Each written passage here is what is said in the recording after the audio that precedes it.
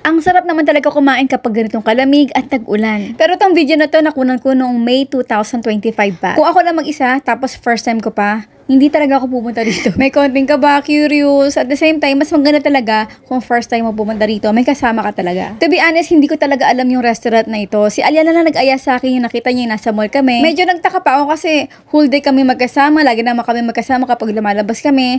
Sabi niya napanood niya daw ito sa Black App. So, may idea na talaga si Aliana kung paano dito umorder. Ako talaga as in talagang zero. Pero buti na lang, mabait naman yung attendant dito at inassist talaga kami. Kaya naman huwag kayong mahihiya na katulad ko na kung gusto niyo talaga ma-experience ng isang bagay, may mag-a-assist at mag-a-assist talaga naman sa inyo. Okay, ganito. Sa ramen area, meron siyang 3 level. May extra spicy, spicy, at mild. Umuha doon si Aliana sa mild spicy. Again, hindi ko alam na may ganito pala silang level. So, yung tinakman ko siya later on, medyo may pagkamaanghang pa rin kahit na mild ito. Unfortunately, wala talaga silang mga normal na ramen dito. Ang pinaka-less lang talaga ay mild spicy. Nakain ko naman siya kasi may experience na naman ako. Next, meron tayo ditong add-on. So, depende sa inyo kung ano-ano yung mga ilalagay yung toppings dito sa inyong ramen. Siyempre, meron itong additional price. Ito ay self-cooking, napakadali lang ng machine nila. At habang ito ay kumukulo, kailangan ay lahat ng mga toppings na nilagay nyo dito ay ipang-ilalim nyo sa noodles para naman talagang lutong-luto. At kung gusto nyo nga mag-add dito ng raw egg, ay kailangan,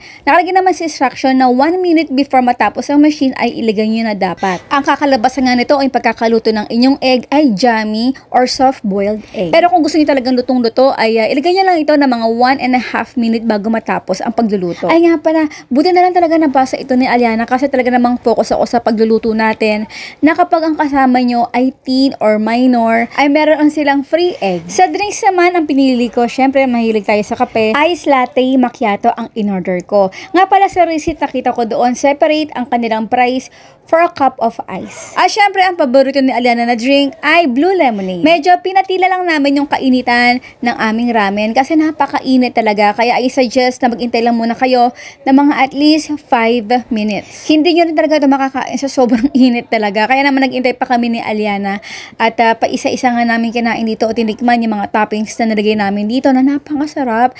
Meron dito nga beef balls, nilagay kami ng chicken balls, enoki mushroom, imitation crab at tofu. At mas marami pa talaga silang available or options doon na toppings. Alam namin na hindi namin mauubos, kaya ito lang muna syempre. At after 5 minutes nga na pag-iintay para lang mag-cool down yung ating kinakain na ramen, ay nako, medyo mainit pa rin talaga. Kaya nagintay pa kami ng mga 3 minutes pa. Ayan guys, sana nagustuhan nyo itong ating video. Sa mga hindi pa nagpa-follow, please click the follow and like and share this video. At sana safe tayong lahat ngayong tag-ulan at baha. Please keep safe at kung meron kayong mga request na gusto nyo namin puntahan at tikman ng mga restaurant kahit dito sa malapit sa amin, please do comment at nababasa ko lahat ang mga comment nyo. Maraming salamat sa inyo lahat. Bye!